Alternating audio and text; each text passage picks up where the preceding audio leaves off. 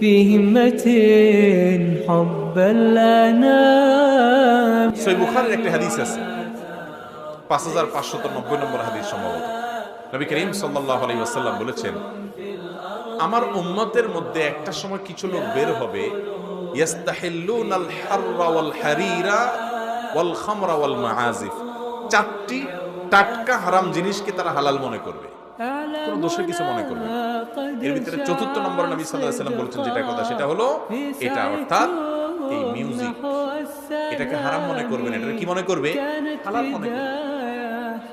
মুসলমানের সন্তানরা বিটিএস এর ভক্ত হয়, তো বিটিএস এর যে স্টার বা তথাকথিত তারকারা আছে, তারা মিউজিক দিয়ে গান করে সারাদিন, এটাই তাদের প্রধান পরিচয়, তারা গানের বিশ্ববিখ্যাত ব্র্যান্ড। তো মুসলমানের সন্তান নিজে যদি গান শুনেও তার ভিতরে অপরাধ বোধ যদি কাজ করে,